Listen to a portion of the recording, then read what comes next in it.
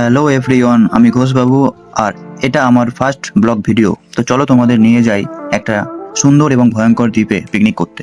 তো প্রথমেই দেখিয়ে দিই আমার গ্যাংকে, এবং ক্যামেরা দেখে একটা ভাই মুখ লুকাচ্ছে, যেটা মোটামুটি সব গ্যাংয়ের মধ্যে এমন একজন থাকে। আচ্ছা, ওই দূরে ওই জঙ্গলটা দেখতে পাচ্ছ, ওইখানেই যাব। ওইখানে আজকের প্রোগ্রামটা হবে। হ্যাঁ হ্যাঁ, দূর থেকে মনে হয় জঙ্গলই, কিন্তু জায়গাটা কিন্তু হেভি। একবার যখন যাবো গেলেই দেখতে পাবে। তো চলো বেশি কথা না বাড়িয়ে টোবলা টবলি কাঁধে নিয়ে নদীটা পার করা যাক। তো চুবনি টুবনি খেয়ে যাই তাই ভাবে এসে পৌঁছালাম। তো অনেকক্ষণ থেকে তো অনেক কিছুই দেখছো, এবার একটু আমাকেও দেখো নাকি।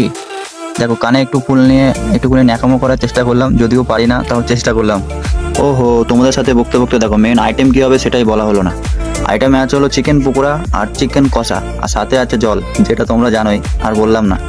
আর একটা কথা, জল কিন্তু আমাদের শুধুমাত্র অকেশনেই চলে, আবার অনেকে ভেবে নিও না যে আমরা রেগুলার খরিদ্দার, ঠিক আছে? তো চলো, ওইদিকে ঝন্টু ভাইও উনুন বানিয়ে যাই তাই করে আগুনটাও জ্বালিয়ে ফেলেছে, আর এদিকে আমাদের রাজা ভাইও চিকেন পকোড়ার জন্য যা যা করা দরকার সব তৈরি করে রেডি করে দিয়েছে।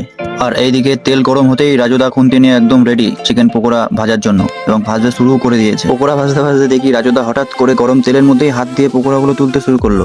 আমরা তো দেখে চমকে গেলাম। তারপরেই একটা পকোড়া আমি ঝন্টুকে টেস্ট করার জন্য বললাম।